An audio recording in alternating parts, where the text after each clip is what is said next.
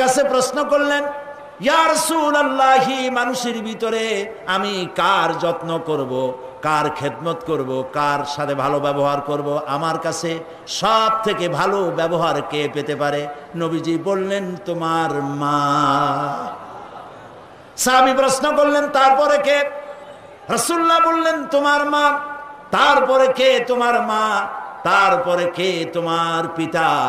পিতার চাইতে মায়ের মর্যাদা আল্লাহ পাক কয় গুণ বাড়ালেন? সবাই বলেন কয় গুণ? 3 গুণ আল্লাহ বাড়ায় দিলেন। আল্লাহ রাব্বুল আলামিন কোরআনের কারীমের ভিতরে বলেছেন, ওয়াকাদা রাব্বুকা আল্লা তা'বুদু ইল্লা ইয়াহু ওয়া বিল ওয়ালিদাইনি ইহসানা। তোমার রবের পক্ষ থেকে চূড়ান্ত ফয়সালা হয়েছে যে আল্লাহর ইবাদত করার পর মা বাপের ইহসান করবে। সুবহানাল্লাহ। আর আমার দেশের লোকেরা কি করে লক্ষ্য করতেছেন আপনারা? আল্লাহ বলেন কি আর বান্দারা করে কি? আল্লাহ বলছেন মা বাপের খেদমত করো। আমার ইবাদতের পরে আল্লাহর পরেই স্থান কার? চিল্লায় বলেন।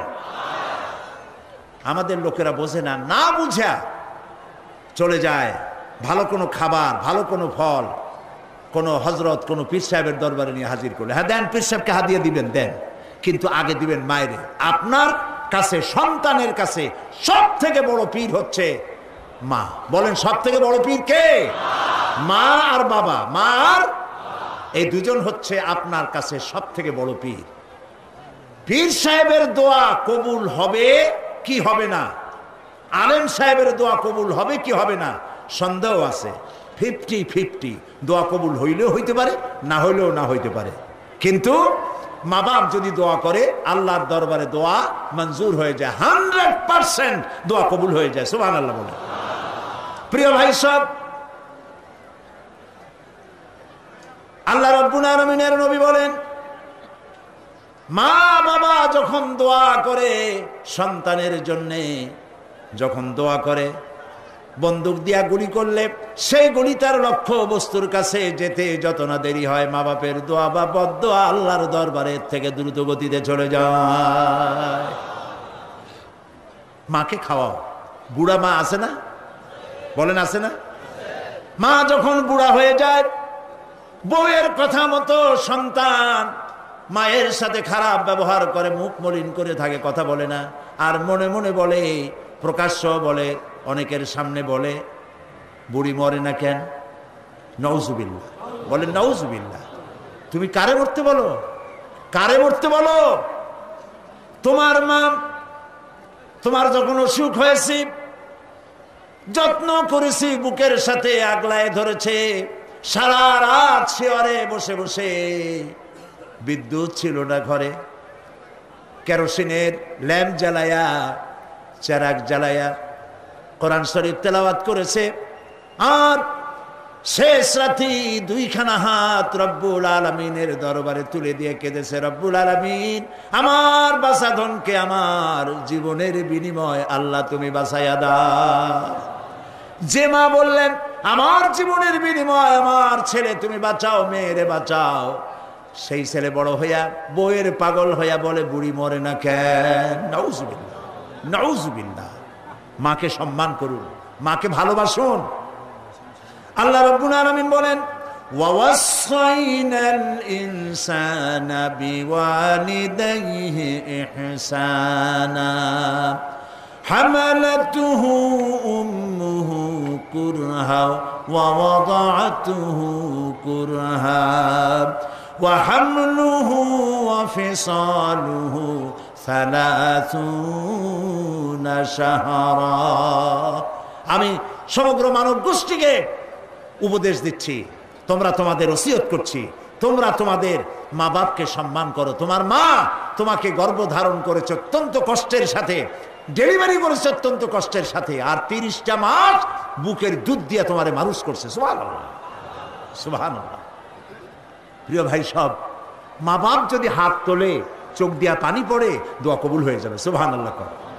এই যে হযরত বাইজিদ বুস্তামি রহমতুল্লাহ আলাইহের এই দরগায় আপনারা যান, হযরত বাইজিদ বুস্তামি যখন ছোট্ট ছিলেন, তার মা অসুস্থ, গভীর রাত্রে মা জেগে বলছে, বাবা আমি তো পানির পিপাসায় শেষ হয়ে যাচ্ছি, একটু পানি পান করাও।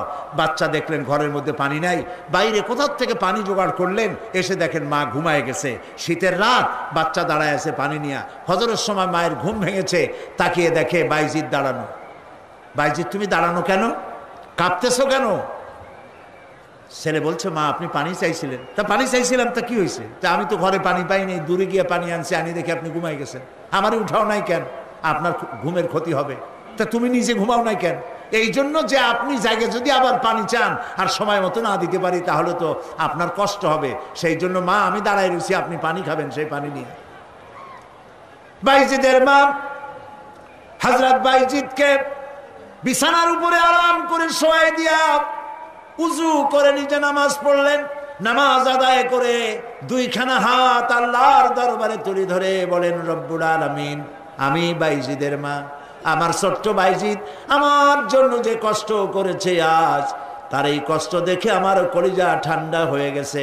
আমি মা হয়ে আমার বাইজিদের জন্য দোয়া করি, রব্বুল আলামিন আমার বাইজিদকে তুমি সুলতানুল আরিফিন বানায়া দাও। দোয়া মঞ্জুর হয়েছে না হয় নাই? সুবহানাল্লাহ। প্রিয় ভাই সব, এই জন্য মা বাপকে সম্মান করতে হবে, মহব্বত করতে হবে এবং তাদের জন্য দোয়া করতে হবে। দোয়াটা আল্লাহ শিখাই দিয়েছেন। এমনকি মা বাবার সামনে চোখ মোটা করে কথা বলবে না, চোখ মোটা করে মা বাবার সামনে কথা বলবে না। আল্লাহ ইচ্ছা করলে চোখ অন্ধ করে দিতে পারেন। পীরের সামনে যত গিয়ে মহব্বত করে ঘাড় কাট করে বসো, তোমার বড় পীর, তোমার মা, তোমার বাবা, তাদেরকে শ্রদ্ধা করো, সম্মান করো, কলজা দিয়ে মহব্বত করো।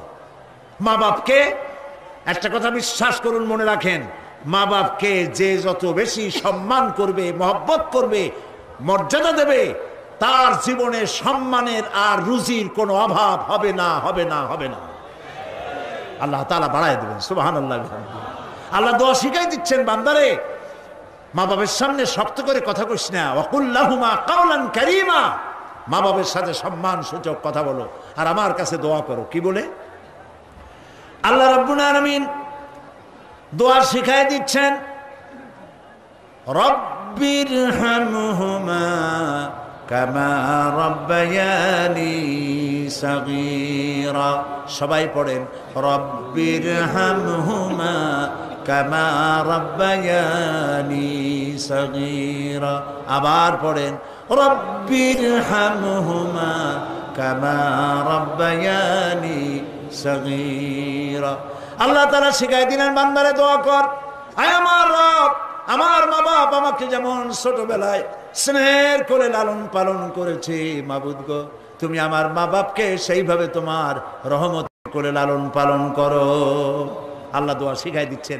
এই দোয়া প্রত্যেক নামাজের পর আপনারা পড়বেন। মনে থাকবে ভাই? জোরে বলেন, মনে থাকবে? আল্লাহ যেন আমাদেরকে মনে রাখান, আমরা বলি আমিন। প্রিয় ভাই সব, মা হিসাবে আল্লাহ তাআলা এই মর্যাদা বৃদ্ধি করে দিলেন। নারী তিনটা স্তর বললাম, কন্যা, বধূ, মাতা। তিন স্তরে ইসলাম যে মর্যাদা দিয়েছে, এর থেকে বেশি মর্যাদা পৃথিবীতে কেউ দিতে পারে নাই। এখন এই নারীদেরকে যাদের এত মর্যাদা আল্লাহ দিলেন, মর্যাদা তো এত বাড়াই দিলেন, সন্তানের জান্নাত মায়ের পায়ের তলে ঢুকাই দিলেন। সুবহানাল্লাহ বলেন, সুবহানাল্লাহ বলবেন না? মেয়ে লোকের মায়ের পায়ের তলে তার সন্তানের বেহেশত আল্লাহ ঢুকাই দিলেন। সম্মান করো, মর্যাদা করো।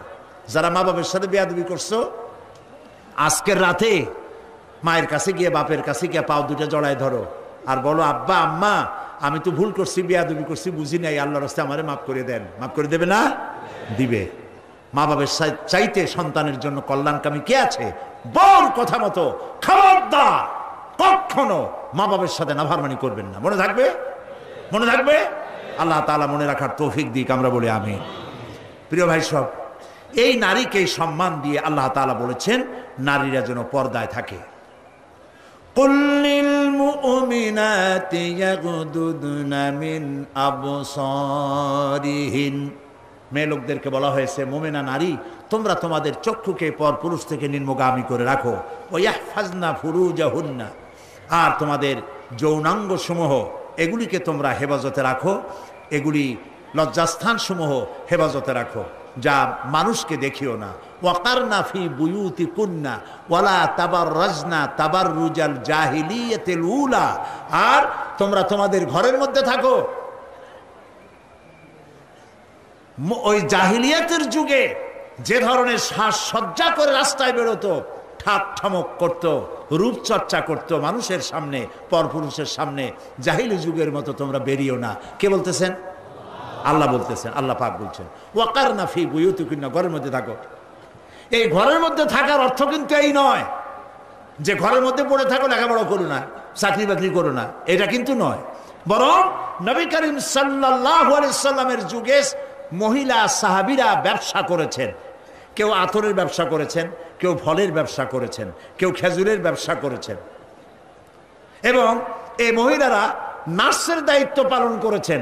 যুদ্ধাহত সৈন্যদেরকে নার্সিং করেছেন, যুদ্ধের ময়দানেও তারা কাজ করেছেন। কাজী ঘরের মধ্যে থাকো, তার অর্থ হলো ঘরের মধ্যে যে পরিবেশটা থাকে পর্দার পরিবেশ, যখন বাইরে যাবে তখনও এই পর্দার পরিবেশটা নিয়ে যাবে। যখন বাইরে যাবে বোরখাটা পরে যাইও, বোরখাটা পরলে ওইটা একটা ঘরের মতো, বোরখার দরজাও আছে, জানালাও আছে, আছে না? যেখানে সুযোগ আছে জানলা খুলে দেন, মুখের কাপড়টা উঠাইয়া দেখেন যেখানে সুযোগ আছে, আর যেখানে সুযোগ নাই জানলা বন্ধ করে দেন, ঠিক না? এই বোরখা পরতে বলা হয়েছে, বোরখা পরে চলবেন। এই বোরখাটা একটা নিয়ামত। বাংলাদেশ নিয়ে কথা বলি, এই বাংলাদেশে আজ পর্যন্ত যত নারীর মুখে অ্যাসিড পড়েছে, একটা দৃষ্টান্ত চাই। আপনারা বলেন আমাকে যে বোরখা পরা একটা মেয়ে লোকের মুখে অ্যাসিড পড়েছে, প্রমাণ দেন। পারবেন প্রমাণ দিতে? পারবেন? কেন পারবেন না বলেন? কারণটা কি? কারণ হলো এই, মেয়ে লোকটা যখন বোরখা পরলো সে আল্লাহর হুকুম পালন করলো। কার হুকুম পালন করেছে? আর তখন আল্লাহর দায়িত্ব হয়েছে নারীর সতীত্বের এবং তার শরীরের হেফাজতের দায়িত্ব নেওয়া। এই জন্য বোরখা পরা নারীর মুখে অ্যাসিড পড়ে না। মা বোনেরা যারা আজকে রাস্তায় বসে, প্যান্ডেলে বসে, বিভিন্ন জায়গায় বসে, বাড়িতে বসে আমার কথা শুনছেন, আমি মা বোনদেরকে বিনীতভাবে আরজ করি, যখন আপনি বোরখা ছেড়ে, যে সব মেয়েরা রূপচর্চা করে চুল পিছনে ছেড়ে দিয়ে লিপস্টিক লাগায় রূপচর্চা করে যখন কোনো দোকানে যায়, তখন দোকানের সেলসম্যান বলে, ভাবি আসেন আসেন, এই শাড়িটা পরলে আপনার দারুণ মানাবে। আরে শয়তান, শাড়ি বদলে মানাবি কিনা তার স্বামী বলবে তুই কেনা। এখন দোকানদার যদি ভাবি বলে তাতে কি মর্যাদা বাড়ে? বাড়ে না। আপনি দেখেন, বোরখা পরেন, চাদর পরেন, দোকানে যান, দোকানি বলবে খালাম্মা, চাচি আম্মা, বসেন বসেন, সম্মান করে বসতে দেবে এবং আপনার সামনে কাপড়গুলি খুলে ধরবে যেটা আপনার প্রয়োজন নেবেন। তাহলে বোরখায় কি সম্মান কমায় না বাড়ায়? কমায় না বাড়ায়?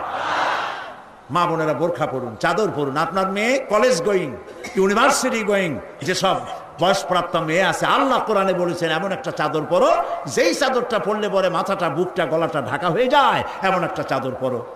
এই চাদর পরা মুসলমানদের জন্য ফরজ। মুসলমানদের জন্য কি? আজ ফ্রান্সের প্রেসিডেন্ট জ্যাক শিরাক, এই জ্যাক শিরাক এক বিরাট সাংঘাতিক একটা বাজে কাজ করেছে। তিনি তার দেশে কলেজে, বিশ্ববিদ্যালয়গুলোতে মুসলিম মহিলাদের মুখে চাদর পরা, হিজাব পরা নিষিদ্ধ ঘোষণা করেছে। আমরা আজকে চট্টগ্রাম তাফসীরুল কুরআন মাহফিলের লক্ষ লক্ষ মানুষের উপস্থিতিতে বাংলাদেশের কণ্ঠ বাতাসে মিশিয়ে দিচ্ছি। পত্রিকার মাধ্যমে যদি সাংবাদিকরা পৌঁছাতে পারেন ভালোই হবে। অনেক ভালো ভালো সাংবাদিক আছে যারা মাহফিল এখানের মধ্যে সীমাবদ্ধ থাকে না, তাদের লেখার মাধ্যমে এই চট্টগ্রাম তাফসীরের মাহফিল ছড়িয়ে যায় গোটা বাংলাদেশ তথা বিশ্বের বিভিন্ন জায়গায়। ওই সব সাংবাদিকদেরকে ধন্যবাদ জানাই আর প্রাণ খুলে দোয়া করি, আল্লাহ এদের কলমকে আরো শানিত বানিয়ে দাও। আপনারা আমাদের কথা লেখেন, আমরা জ্যাক শিরাককে বলছি, আপনি যে কাজটি করতেছেন, এটা আপনি প্রেসিডেন্ট হয়ে, ইউরোপের একটি বড় রকমের রাষ্ট্রের প্রেসিডেন্ট হয়ে মানবাধিকার লঙ্ঘন করেছেন। মুসলমানদের পর্দা বন্ধ করার কোনো ইখতিয়ার আপনার নয়, যেমন আপনার ইখতিয়ার নাই কোনো পাদ্রীর লম্বা জামা অথবা ক্রসকে নামিয়ে ফেলার জন্য। আপনি বলতে পারেন, পারে বলতে? রবিবার দিন গির্জায় যেতে বন্ধ করতে পারেন? রবিবার দিন গির্জায় যাওয়া যেমন তার ধর্মীয় কাজ, গলার ভিতরে ক্রস লাগানো যেমন তার ধর্মীয় কাজ, আমার মুসলমান মেয়েদের পর্দা করা, হিজাব করা তেমন আল্লাহর নির্দেশিত কাজ।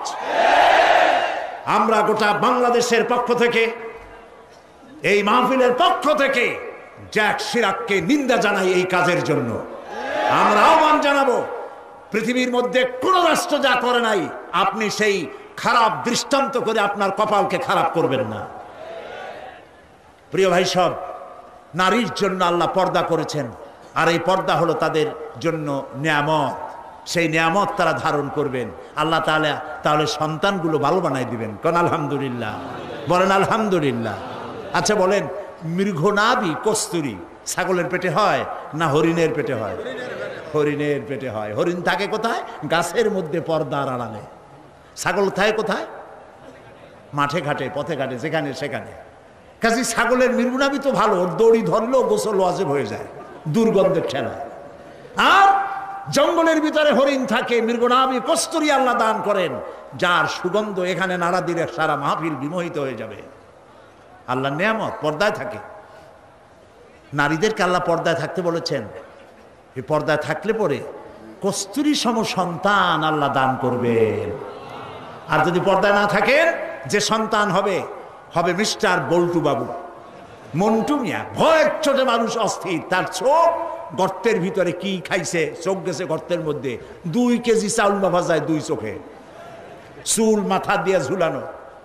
প্যান্ট পরছে, সে প্যান্ট পরা অবস্থায় সেলাই করছে না কেমনে করছে আল্লাহ জানে।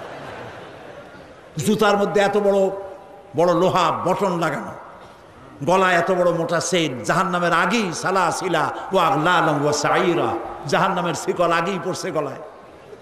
রাস্তায় মানুষে দেখে আর বাপ বাপ করে পলাইতে থাকে, বলতে থাকে আল্লাহ এই শয়তানের গজব দাও, এই শয়তানের যে মায় পেটে রাখছে তার কলেরা দাও, ওর বাপের বসন্ত দাও। আর ছেলে যদি ভালো হয়, মানুষই দোয়া করে, আরে এই ছেলেটা এত ভালো, আল্লাহ এই ছেলেটির প্রতি রহম করো, এই ছেলের যে মায় পেটে রাখছে সে মায়ের রহম করো, ওর বাপের রহম করো। সুবহানাল্লাহ। নেক সন্তান পাওয়ার জন্য পর্দায় থাকা আপনার জন্য জরুরি। মা বোনেরা পর্দায় থাকুন এবং নিজের সৌন্দর্য পরপুরুষকে দেখাবেন না। আপনার সৌন্দর্য আপনার পিতার জন্য নয়, ভাইয়ের জন্য নয়, ছেলের জন্য নয়, কারোর জন্য নয়, শুধুমাত্র একমাত্র কেবলমাত্র স্বামীর জন্য। এই সুন্দরী প্রতিযোগিতার কথা সেদিন বলেছি। বাংলাদেশে বিভিন্ন সাবান কোম্পানির পক্ষ থেকে সুন্দরী প্রতিযোগিতা, ফটোজেনিক কি ফটো সুন্দরী, মিস ফটো সুন্দরী জেনিক না কি একটা কপালের সারা, জি এগুলি করতেছে, এগুলি তারা করতেছে, বিভিন্ন জেলা শহরে করতেছে। প্রিয় ভাই সব, আমি সেদিন বলেছি, আজকে লক্ষ লক্ষ লোক, সকলকে বলি, মিস বাংলাদেশ অথবা ফটোজেনিক সুন্দরী প্রতিযোগিতা যেখানে হবে সেখানেই বাধা দিবেন। ফটোজেনিক সুন্দরী প্রতিযোগিতা বাংলাদেশের মাটিতে হতে দেওয়া হবে না।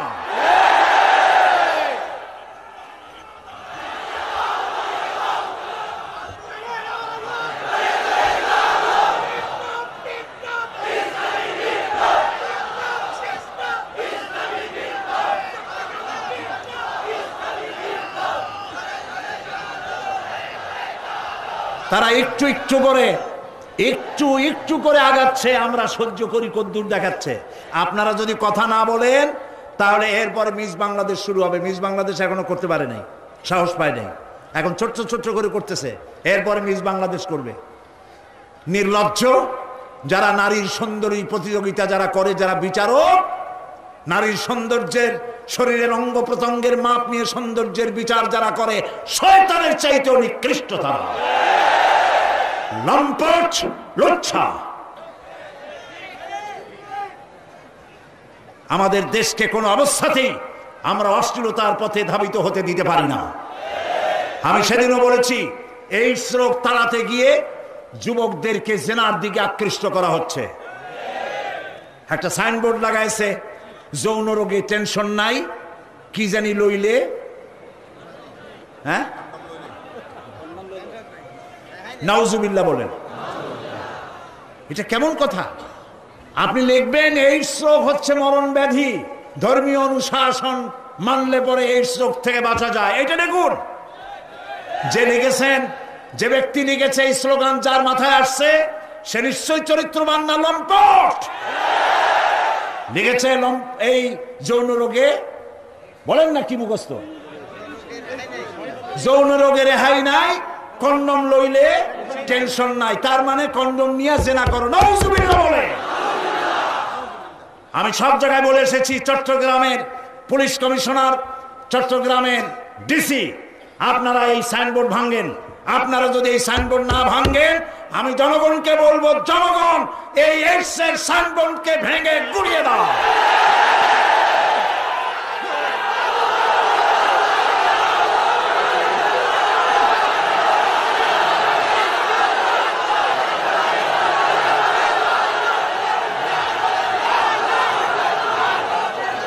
প্রিয় ভাই সব,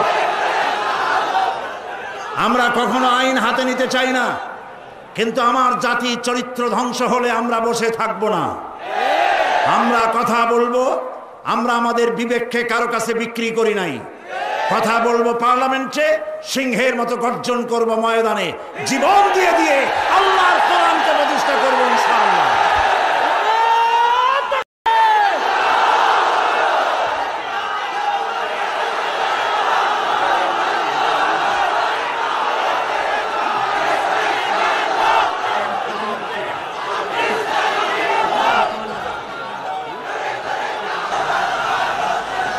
প্রিয় ভাই সব, আমরা কখনো আইন হাতে নিতে চাই না, কিন্তু আমার জাতি চরিত্র ধ্বংস হলে আমরা বসে থাকব না। আমরা কথা বলবো, আমরা আমাদের বিবেককে কারো কাছে বিক্রি করি নাই। কথা বলবো পার্লামেন্টে, সিংহের মতো গর্জন করব ময়দানে, জীবন দিয়ে দিয়ে আল্লাহর কোরআনকে প্রতিষ্ঠা করব ইনশাআল্লাহ।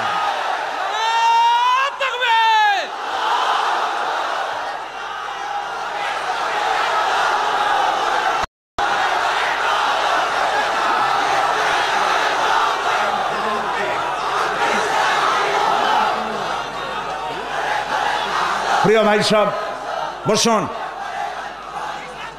সুতরাং নারীকে পর্দায় থাকতে হবে এবং এই পর্দার আচরণ করতে হবে। মহিলাদের কর্মসংস্থানের বিষয়টাও ইসলাম পরিষ্কার বলে দিয়েছে। মেয়েরা কাজ করতে পারবে, কোনো অসুবিধা নাই, চাকরি করবে, লেখাপড়া করবে। নবী করিম সাল্লাল্লাহু আলাইহি ওয়াসাল্লামের স্ত্রী আমাদের মা হযরত আয়েশা রাদিয়াল্লাহু তাআলা আনহা হাজার হাজার সাহাবীদের উস্তাদ ছিলেন। হাদিস শিখিয়েছেন, ফিকহ শিখিয়েছেন, সুবহানাল্লাহ বলো, কোরআন শিখিয়েছেন। যুদ্ধের ময়দানে প্রধান সেনাপতিত্বের দায়িত্ব পালন করেছেন পর্দার ভেতরে থেকেই। সুতরাং আমাদের মাতৃজাতি, আমাদের নারী সমাজ লেখাপড়া করতে পারবেন, চাকরি করতে পারবেন, সব পারবেন। তবে একটি কাজ হলে তাদের চাকরিগুলি নিরাপদ হয়। সে কাজ হচ্ছে দেশের সবগুলি, আমি প্রস্তাব করেছিলাম, প্রস্তাবটা এখনো গৃহীত হয়নি। আমি বলেছি মহিলাদের জন্য আলাদা মেডিকেল কলেজ করার জন্য। কারণ মহিলা মেডিকেল কলেজ হলে পরে আমাদের দেশে যত পুরুষ ডাক্তার আছে সেই পরিমাণ মহিলা ডাক্তার নাই। মহিলাদের এমন অনেক রোগ হয় যা স্বামীর কাছে বলতেও তারা লজ্জা করে। ডাক্তার তো ভালো, এই জন্য মহিলা ডাক্তার বেশি প্রয়োজন। আর এজন্য বহু মেধা শক্তি সম্পন্ন মেয়েরা কোএডুকেশন বলে মেডিকেল কলেজগুলিতে ভর্তি হতে চায় না। মহিলা মেডিকেল কলেজ হলে তারা স্বাচ্ছন্দ্য ফিল করে। আমি প্রস্তাব দিয়ে রেখেছি, আপনারা দোয়া করুন যেন সেটা হয়। এখন সমস্ত গার্মেন্টস ফ্যাক্টরি, সমস্ত প্রাইমারি স্কুল এবং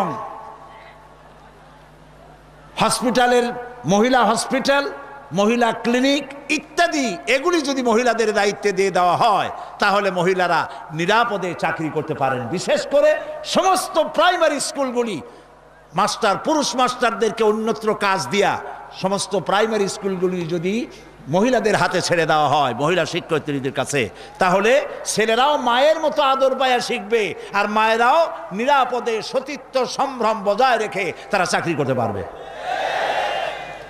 এরকম একটি চিন্তা চলছে, আপনারা দোয়া করেন যেন আল্লাহ তাআলা এই ব্যবস্থা করে দেন। প্রিয় ভাই সব, আর একটি কথা, এখানে একটি মসজিদ আছে কোথাও, কাদিয়ানীদের একটা মসজিদ। কোন জায়গায় নাম বলেন? আহমদিয়া চকবাজার। এইখানে একটা মসজিদ আছে কাদিয়ানীদের, বাইতুল বাসেত মসজিদটার নাম। মুসলমানেরা জানে না বলে সেখানে নামাজ পড়তে যায়। মনে রাখবেন, কাদিয়ানীরা যে মসজিদ বানায় ওইটা মসজিদ না, এটা উপাসনালয়। কাদিয়ানীদের মসজিদে মুসলমানদের নামাজ হবে না, হবে না, হবে না। কারণ গোলাম মোহাম্মদ কাদিয়ানী কাফের, আর তাকে যারা নবী মানে তারাও কাফের। তাদের সাথে মুসলমানদের না না না, থামেন, এই যে বসেন। আমি কিন্তু এই গরম স্লোগান পছন্দ করি না। কি জ্বালায় পোড়াই দেবেন আপনি? জ্বালানো পোড়ানোর মধ্যে আমরা নাই। আমরা আছি, হক কথা বলি। তাদের অধিকার আছে দেশে থাকার, যেমন হিন্দু, খ্রিস্টান, বৌদ্ধ সকল জাতি যেমন এখানে সাম্প্রদায়িক সম্প্রীতি নিয়ে আছে, কাদিয়ানীরাও সেভাবে থাকবে। তবে তারা থাকবে অমুসলিম হিসাবে, মুসলমান হিসাবে অবশ্যই নয়। তাদের উপাসনার গায়ে কেউ হাত দেবে না, মনে থাকবে এই কথা। আমাদেরকে কোরআনে নিষেধ করা হয়েছে কারো মন্দির ভাঙবে না, কারো গুরুদুয়ারা, কারো গির্জা, কারো চার্চ, কারো প্যাগোডায় হাত দিবে না, ভাঙবে না, এবং কারো দেবতাকে গালি দিবে না, আমার আল্লাহ বলেছেন। মনে থাকবে এই কথা। সুতরাং তাদের উপাসনালয় হাত দেওয়া যাবে না। যেমনি বানাইছে তেমনি থাকুক, তারা নামাজ পড়বে। আমি আমার জনগণকে সতর্ক করছি, ওদের মসজিদ মসজিদ নয়, উপাসনালয়। ওটাকে মসজিদ বলা জায়েজ নাই, এটা উপাসনালয়। কোন মুসলমানের নামাজ এখানে হবে না, মনে থাকবে। মাথা গরম করবেন না কখনো। ইসলাম এই মাথা গরমে পছন্দ করে না। আস্তে আস্তে কোনো জায়গায় নিজেরা বসে বসে বোমা বানাইয়া তারপর আন্দাজে যাই এক এক জায়গায় হামলা করবেন, ইসলাম এটা মানে না, ইসলাম এটা বলে না। আপনি মাথা ঠান্ডা করবেন এবং আইন শৃঙ্খলা মেনে কাজ করবেন। নিজের ইচ্ছা মতো গোপন হামলা করা, গোপনে অস্ত্র তৈরি করা ইসলামের কোনো অনুমোদন নাই। এই জন্য আজকেও বলি, বাংলাদেশে হরকতুল জিহাদ, জামাতুল মুজাহিদিন সাহায্য করেন, আর কি হিজবুত তাওহীদ, হিজবুত তাহরীর, জুমরাতুল মাসাকিন, এই জাতীয় যতগুলি নতুন নতুন সংগঠন হয়েছে, এদেশের মুসলমানদের সাথে কোনো সম্পর্ক নাই। এগুলারে যেখানে পাবেন সেখান থেকে ধরে পুলিশে ধরিয়ে দিবেন। এরা বাংলাদেশের দুশ্মন, এরা মুসলমানদের দুশ্মন। আমার দেশের সাম্প্রদায়িক সম্প্রীতি বিনষ্ট করে এবং বোমাবাজি করে এই দেশকে বদনাম করে আমেরিকাকে তারা দাওয়াত করতে চায়, তারা বুশকে দাওয়াত করতে চায়। কাজী হিজবুত তাহরীর, হিজবুত তাওহীদ, হরকতুল জিহাদ, জামাতুল মুজাহিদিন মুসলমানদের সাথে কোনো সম্পর্ক নাই। যেখানে পাও সেখানে ধরো, গরুর দড়ি দিয়া বান্ধিয়া পুলিশে হ্যান্ডওভার করো, মনে থাকবে। আল্লাহ মনে রাখার তৌফিক দিন। প্রিয় ভাই সব, আমাদের এই স্বাধীন সার্বভৌম বাংলাদেশ, আল্লাহ তাআলা যেন দয়া করে এই দেশকে কোরআনের প্রতিষ্ঠার জন্য আল্লাহ যেন হামওয়ার করে দেন, বলেন আমিন। এত মুসলমান কোরআনের কথা শুনতে যে দেশে আসে, সেই দেশে ইসলাম কায়েম হতে দেরি হয়, বড় আফসোস লাগে, কষ্ট হয়। আসুন আমরা সবাই মিলে কোরআনের রাজ কায়েমের আন্দোলনে শরীক হয়ে যাই। আন্দোলন করবেন না, আপনার কোনো দাম নাই। হতে পারেন আপনি বড় মুহাদ্দিস, হতে পারেন আপনি বিশাল চিন্তাবিদ, কিন্তু আন্দোলনের সাথে নাই, আপনার দাম নাই। একটা হাতি, একটা পাগলা হাতি যদি চন্দনপুরা অথবা এদিকে কি পুরো আছে, আরে কও না কেন কথা, এই যে আশেপাশে কত পুরো আছে, একদিক দিয়ে এসে ঢুকলো, একটা হাতি যদি ঢোকে তাহলে বাড়িঘর ভাঙ্গা মেসমার করে দিতে পারে না? কিন্তু হাতি যতই পাগলা হোক, যতই বন্য হোক, যতই শক্তিশালী হোক, একটা রেজিমেন্টের সামনে একটা হাতি কিচ্ছু না। আন্দোলন হচ্ছে রেজিমেন্ট, আন্দোলনের শরীক হও। কোরআন প্রতিষ্ঠা করতে যারা জীবন বাজি রেখে সামনে চলে এসেছে, সেই লাইনে সামিল হয়ে যাও। প্রিয় ভাই সব, আজকে আর আমি কথা বাড়াবো না, কারণ অনেক দূর যেতে হবে। বাংলাদেশের বিভিন্ন জেলা থেকে লোকেরা এসেছেন, আমি 10টার মধ্যেই শেষ করতে চাই। সেই জন্য দাঁড়ানো ভাইয়ের এবার বসেন, কাঙ্ক্ষিত মোনাজাতের দিকে এগিয়ে যাচ্ছি। দোয়া কবুল হবে ইনশাআল্লাহ, বলি ইনশাআল্লাহ। এত লক্ষ লক্ষ লোকের চোখের পানি এবং তাদের আকুতি আল্লাহ ফেরত দিবেন না ইনশাআল্লাহ, বলি ইনশাআল্লাহ। আজকে কয়জন? আজকে 13 জন ইসলাম কবুল করার জন্য চলে এসেছেন। বলো লা ইলাহা ইল্লাল্লাহু মুহাম্মাদুর রাসূলুল্লাহ। আল্লাহ ছাড়া কোনো ইলাহ নাই, মাবুদ নাই, উপাস্য নাই। মুহাম্মদ সাল্লাল্লাহু আলাইহি ওয়াসাল্লাম আল্লাহর প্রেরিত রাসূল। আশহাদু আন লা ইলাহা, একটু জোরে বলো, লা ইলাহা ইল্লাল্লাহু ওয়াহদাহু লা শারীকা লাহু ওয়া আশহাদু আন্না মুহাম্মাদান আবদুহু ওয়া রাসূলুহু। আমি সাক্ষ্য দিচ্ছি আল্লাহ ছাড়া কোনো ইলাহ নাই, মাবুদ নাই, উপাস্য নাই। তিনি এক, তিনি একক, তার কোনো অংশীদার নাই।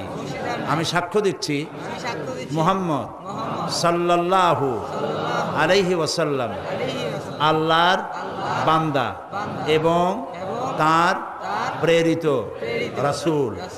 তোমরা সবাই এদিকে ফিরে বলো আসসালামু আলাইকুম।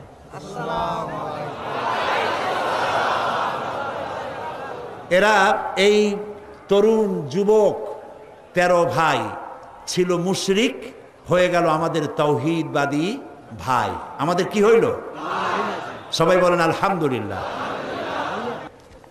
মহিলারা ভেতরে কালেমা উচ্চারণ করেছেন, আর আমি এই বিশাল লক্ষ লক্ষ জনতার পক্ষ থেকে এই 13 মর্দ মোমেন যারা এখন আমাদের তাওহীদবাদী ইসলামী ভাই, আমি তাদেরকে বুকে আলিঙ্গন করে নিচ্ছি।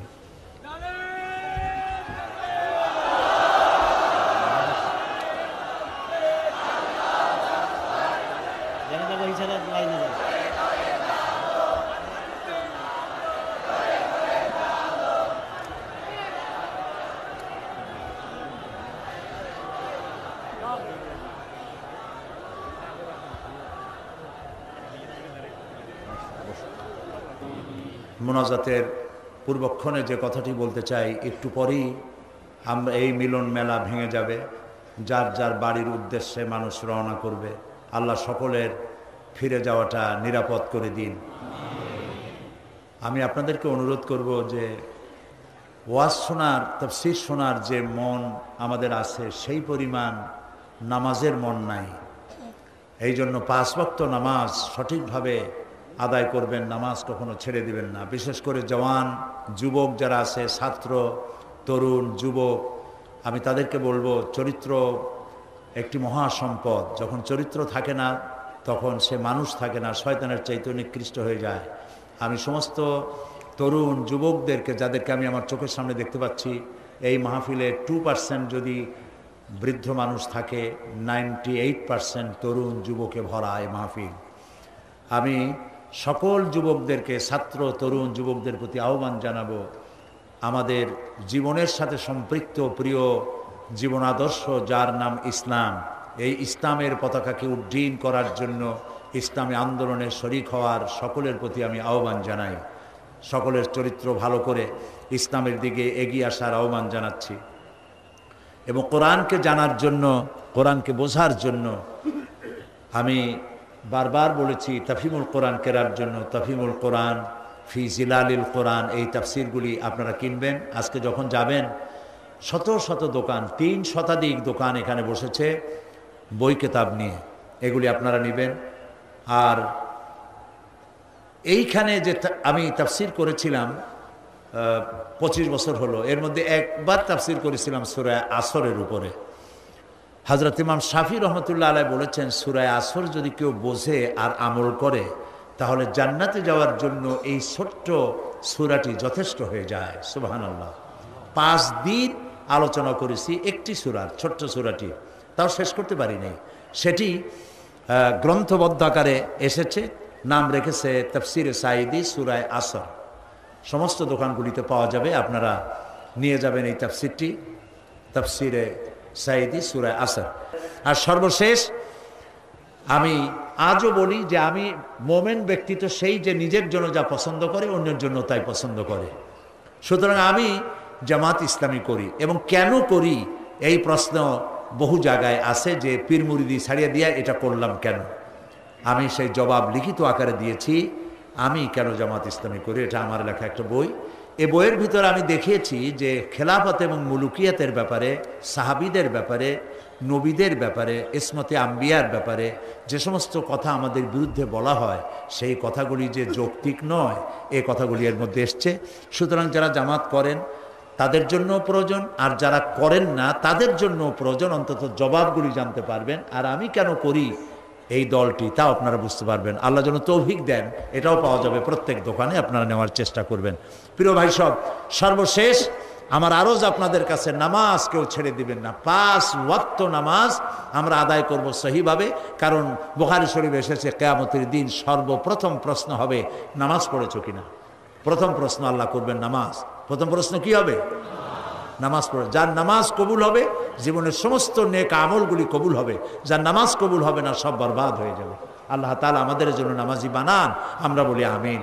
নামাজ জীবনে আর ছাড়বো না, এই ওয়াদা কি করা যাবে ভাইরা? করা যাবে ওয়াদা?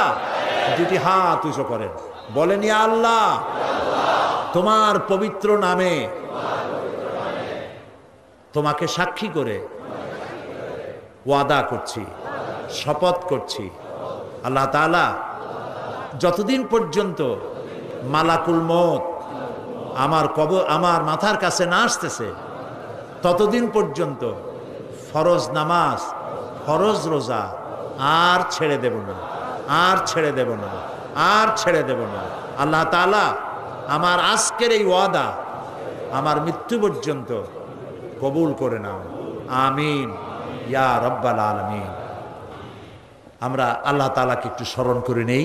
আমার সাথে আপনারা পড়েন সুবহানাল্লাহ, আলহামদুলিল্লাহ, লা ইলাহা ইল্লাল্লাহ, সুবহানাল্লাহ, আলহামদুলিল্লাহ, লা ইলাহা ইল্লাল্লাহ, সুবহানাল্লাহ, আলহামদুলিল্লাহ, লা ইলাহা ইল্লাল্লাহ, সুবহানাল্লাহ, আলহামদুলিল্লাহ, লা ইলাহা ইল্লাল্লাহ, সুবহানাল্লাহ, আলহামদুলিল্লাহ, লা ইলাহা ইল্লাল্লাহ।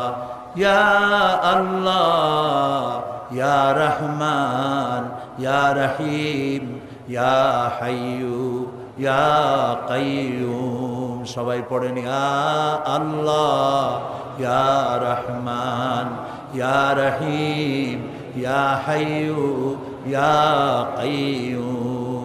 ইয়া আল্লাহ, ইয়া রহমান, ইয়া রহিম, ইয়া হাইয়ু, ইয়া কাইয়ুম। ইয়া আল্লাহ, ইয়া রহমান, ইয়া রহিম, ইয়া হাইয়ু, ইয়া কাইয়ুম। আল্লাহুম্মা আমিন। ربنا ظلمنا أنفسنا وإن لم تغفر لنا وترحمنا لنكونن من الخاسرين। সবাই পড়েন আমার সাথে, ربنا ظلمنا أنفسنا وإن لم تغفر لنا وترحمنا لنكونن من الخاسرين। سبحانك اللهم وبحمدك نستغفرك ونتوب إليك। سبحانك اللهم وبحمدك نستغفرك ونتوب إليك। আয় আল্লাহ রব্বুল আলামিন, 5 দিন ব্যাপী তাফসীরুল কোরআন মাহফিলের সমাপনী দিবসে লক্ষ লক্ষ মানুষ ভিক্ষুকের মতো, কাঙ্গালের মতো তোমার দরবারে গুনাহ ভরা হাত নিয়ে তোমার দরবারে হাত তুলেছি। রব্বুল আলামিন, আমাদের গুনার দিকে তাকায়ও না, আমাদের বদ আমলের দিকে তাকায়ও না, আমাদের চোখের দিকে তাকাও, আমাদের মুখের কাকুতি মিনতির দিকে তাকাও। রব্বুল আলামিন, দয়া করে আমাদের জিন্দেগীর গুনাহ মাফ করে দাও। রব্বুল আলামিন, সারা জীবন গুনাহ করে করে জীবনটাকে বরবাদ করে দিয়েছি বাবু। গুনার কথা মনে হলে লজ্জায় মাথা নিচু হয়ে যায়, কারণ তুমি আমাদেরকে মেহেরবানি করেছো আর আমরা করেছি নাফরমানি। তুমি করেছো মেহেরবানি, আমরা করেছি নাফরমানি। রব্বুল আলামিন, দুনিয়ায় এমন কোন পাপ নাই যা কম বেশি আমরা করি নাই। মাবুদ গো, দয়া করে আমাদেরকে মাফ করে দাও। আয় আল্লাহ রব্বুল আলামিন, এই মাহফিলের ভিতরে জিনাকার থাকতে পারে, জুয়ারি থাকতে পারে, মদখোর থাকতে পারে, খুনি থাকতে পারে, ডাকাত থাকতে পারে, ঘুষখোর সুদখোর থাকতে পারে। আল্লাহ তাআলা, এটাও তো ঠিক যে ধরনের পাপীর মধ্যে ভালো মানুষও আছে। আয় আল্লাহ তাআলা, আমাদের মতো গুনাহগারের চেহারা দেখলে পরে তোমার গোসা হতে পারে। সেজন্য তুমি তোমার নেক বান্দাদের যাদেরকে পছন্দ হয়, আল্লাহ তুমি দয়া করে আজ সকলের মধ্যে আমাদের মতো খারাপ মানুষগুলিও চালাইয়া না। রব্বুল আলামিন, আমরা জানি ধান বিক্রি করতে গেলে ধানের সাথে তুষগুলিও বিক্রি হয়ে যায়, চিটা বিক্রি হয়ে যায়। বেগুনগুলি, তরকারিগুলি বিক্রি করতে গিয়া পোকা বেগুনগুলিও বিক্রি হয়ে যায়। মাবুদ গো, আজ এই মাহফিলের ভিতরে গুনাহগার আমরা যারা আছি, ভালো মানুষগুলোর সাথে আমাদেরকেও চালাইয়া না। রব্বুল আলামিন, এই মুহূর্তে মনে পড়ে গেল আমাদের জনম দুঃখিনী মা আব্বার কথা মনে পড়ে গেল। আজ আর কেউ নাম ধরে ডাকে না।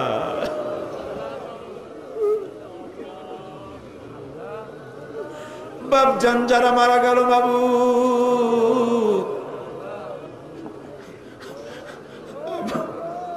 আব্বার কবরটাকে, আব্বাকে জান্নাতুল ফেরদাউস নসিব করে দাও মাবুদ।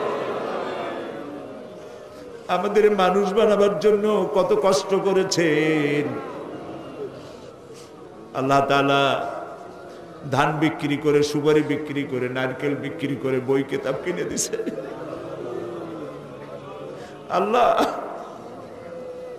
আব্বাকে বেহেশতে পৌঁছায় দাও। রব্বুল আলামিন, আমাদের জনম দুঃখিনী গর্ভধারিণী মা,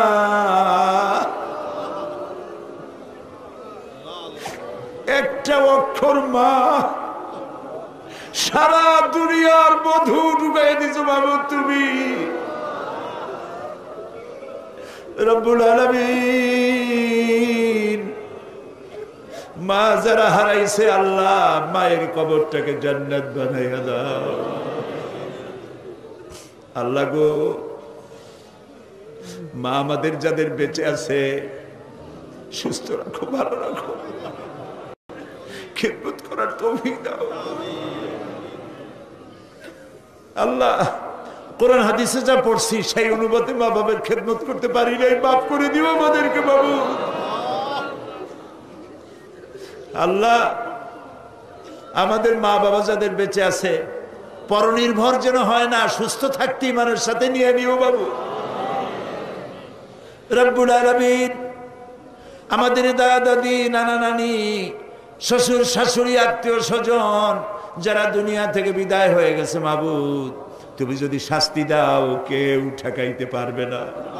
আর তুমি যদি রহম করো, কৈফিয়ত কারো কাছে দেওয়া লাগবে না। আল্লাহ, তুমি তাদেরকে মাফ করে দাও। রব্বুল আলামিন, আজকে দোয়া করি,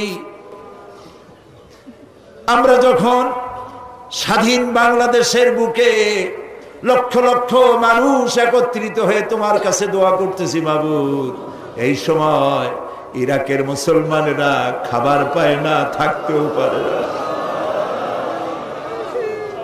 ও আল্লাহ,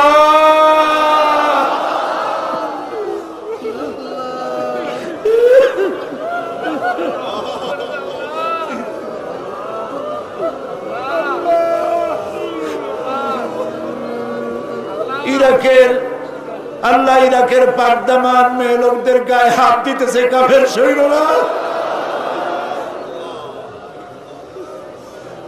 আল্লাহ আমরা গুনাহ করছি ঠিক, তাই বলে তুমি কাফের দিয়ে মারবা আমাদের। আল্লাহ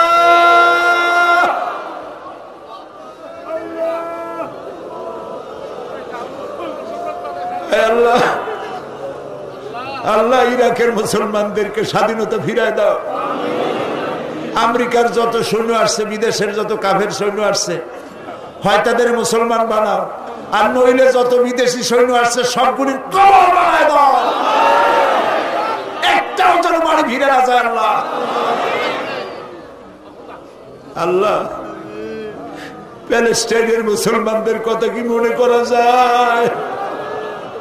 ইহুদিরা কামান দিয়ে গোলা মারে, আর প্যালেস্টাইনের গোলাপ ফুলের মতো বাচ্চা ছেলেরা ইট পাথর দিয়ে মোকাবেলা করে। আহারে আল্লাহ প্যালেস্টাইনি মুসলমানদের হাতে প্যালেস্টাইন উঠায় দাও রব্বুল আলামিন। কাশ্মীর, চেচনিয়া, বসনিয়া, আল্লাহ স্বাধীনতাকামী মুসলমানদেরকে আল্লাহ তুমি দেশ স্বাধীন করে দাও রব্বুল আলামিন। আমাদের প্রিয় জন্মভূমি বাংলাদেশ, আল্লাহ তাআলা এই দেশের উপর রহমত নাজিল করো। সন্ত্রাসের জ্বালায়, অপহরণকারীদের জ্বালায় দেশটা বদনাম করে ফেলাইলো। মানুষ বড় আশা করে ভোট দিছিল বাবু, খাইয়া না খাইয়া ভোট দিছিল বাবু। আল্লাহ এই সন্ত্রাসী গুলা দেশটার ইজ্জত মারল। যাদেরকে হাইজ্যাক করে নিয়ে গেছে, কিডন্যাপ করে নিয়ে গেছে, তার বউর অবস্থা কি, তার ছেলে মেয়ের অবস্থা কি বাবু? প্রায় দেখা যায় কাগজের সমানে মানুষ মারতেছে। আল্লাহ এই সন্ত্রাসী জানোয়ার গুলারে তুমি হেদায়েত করে দাও। এই সন্ত্রাসী খুনি পশু গুলারে আল্লাহ তুমি হেদায়েত করে দাও। যদি ওদের কপালে হেদায়েত না থাকে, নমরুদ, হামান, সাদ্দাতের মতো কলেরা দিয়া, গজব দিয়া বিদায় করে দাও আল্লাহ তাআলা। আল্লাহ শয়তানগুলোর উপরে গজব নাজিল করো। আল্লাহ আমাদের দেশের আলেম এই ওলামারা গত 5 বছর খুব মার খাইছে, মাদ্রাসাগুলি বন্ধ করে দিছে, আবার তারা পায়তারা করতেছে বাবু। আলেমদের কপাল খারাপ বাড়ে ওরা বাবু। কোরআনের এই কথাগুলি বলার অবস্থা কিয়ামত পর্যন্ত তুমি জারি রাখো বাংলাদেশে। আল্লাহ তাআলা তুমি আমাদের মুখের দিকে তাকায় দেখো তো, আমাদের ঈমান তুমি এখন আরশে আজিম থেকে আমাদেরকে দেখতেছো, আমরা কোথায় বসে আছি মাবুদ? তোমার আরশে আজিম থেকে একটু দেখো তো, বান্দারা আসামির মতো বসছে মাথা নিচু করে। রাস্তায় মানুষ, বাড়িতে মানুষ, গাছে মানুষ, মানুষ আর মানুষ কান্দে। রবের কাছে কাঁদতেছে, মালিকের কাছে কাঁদতেছে, খাজা বাবার কাছে কান্দি না, দুনিয়ার কোন খাজা বাবায় কান্দি না, মন্ত্রীর কাছে কান্দি না, আকাশ আর জমিনের মালিকের কাছে কান্দিছি। মাবুদ আমাদের দোয়া কবুল করো রব্বুল আলামিন। 3000 বছর বসে জাহান্নামের আগুন তুমি উত্তপ্ত করেছো। রক্ত মাংসের শরীর নিয়ে আমরা জাহান্নামের আগুনে জ্বলতে পারবো না। আল্লাহ জাহান্নামের আগুন আমাদের জন্য হারাম বানায় দাও। প্রিয় ভাই সব মাথা নিচু করেন, চক্ষু বন্ধ করেন, যার যা বলার আছে কান দেন আর বলেন। যার যার নিজের কথা বলেন, দোয়া কবুল হবেই ইনশাআল্লাহ, হবেই ইনশাআল্লাহ। যার যার কথা নিজেরা বলেন আল্লাহর কাছে। আল্লাহ সাইদি সাহেবের হায়াত আমিন, আল্লাহ সাইদি সাহেবের হায়াত আমিন, আল্লাহ তাকে সুস্থ করে দাও আল্লাহ। তার যত রকমের অসুবিধা আছে আল্লাহ তুমি সব অসুবিধা দূর করো আমিন। সমস্ত রোগ থেকে তাকে শিফা দাও আমিন। আল্লাহ তাআলা অনেক কিছু চাইতে পারলাম না, আমরা তো বোকা, চাইতেও জানি না। আল্লাহ তোমার নবীরা যা যা চাইছেন তোমার কাছে, আমাদের সেইগুলো দিয়ে দাও। আর তোমার নবীরা যা যার থেকে বিরত থাকছেন, পানা চাইছেন, আমরাও সেই সব বিষয় পানা চাই। সোজা কথা। আল্লাহ তাআলা তোমার নবীরা যা যা চেয়েছেন আমাদের সব দিয়ে দিবা। আল্লাহ তাআলা আমাদের যাদের যে অভাব আছে অভাব দূর করে দাও। আল্লাহ তাআলা যারা ঋণগ্রস্ত ঋণ পরিশোধ করার তৌফিক দান করে দাও। ব্যবসা বাণিজ্য বরকত দাও। আল্লাহ আমার এই দেশটা খুব গরিব দেশ বাবু। আল্লাহ তাআলা এই গরিব দেশটির সমস্ত নদী খাল বিল সমুদ্র ভরা মাছ দাও, জমিন ভরা ফসল দাও, গাছ ভরা ফল দাও, মানুষের কলিজা ভরা ঈমান দাও। আল্লাহ তাআলা ঈমান দিয়ে আমাদের কলিজা ভরে দাও। আল্লাহ আমাদের যুবক সম্পদ, যুবকরা আমাদের সম্পদ, ছাত্র যুবক সকলকে দিনদার ঈমানদার পরেশগার বানায় দাও। আল্লাহ বাংলাদেশটাকে যারা শয়তান বানাতে চায়, বাংলাদেশটাকে যারা খারাপ বানাইতে চায়, ধর্মনিরপেক্ষ বানাইতে চায়, তাদের হাত থেকে বাংলাদেশ আল্লাহ তুমি রক্ষা করো। আল্লাহ তোমার এই কোরআন, এই কোরআনের আইন আমরা দেখতে চাই। আমাদের জীবনের বিনিময়, রক্তের বিনিময় বাংলাদেশের কোরআনের আইন আল্লাহ তুমি দয়া করে চালু করে দাও। প্রিয় ভাই সব, আরেকটা দোয়া চাই আর শেষ করি। আমি আপনাদের এক নগণ্য গোলাম। হয়তো একদিন শোনা যাবে সাইদি নাই। আমি তো দীর্ঘদিনের জন্য আসি নাই, একদিন আমাকে যেতেই হবে। আমি দোয়া করি এই মাহফিল যেন কিয়ামত পর্যন্ত থাকে। আর যেদিন আপনাদের কানে এই ধরনের শব্দ আসবে যে সাইদি নাই, আপনারা শুধু আমার জন্য আল্লাহর কাছে দোয়া করবেন, আল্লাহর জন্য কিয়ামতে শুধু যদি বলেন আমাকে তোরে মাফ করে দিলাম, এর থেকে আমি কিচ্ছু চাই না। আর একটা দোয়া চাই। আমার বিরুদ্ধে একটা মিথ্যা মামলা দায়ের আছে সুপ্রিম কোর্টে। আজকে সকল সুপ্রিম কোর্টের সুপ্রিম কোর্ট সকল বিচারপতির মহাবিচারপতির কাছে হাত তুলেছে। মাহবুব, একটা মুশরিকের সামনে তোমার গোলামকে আল্লাহ লজ্জিত করো না বাবু।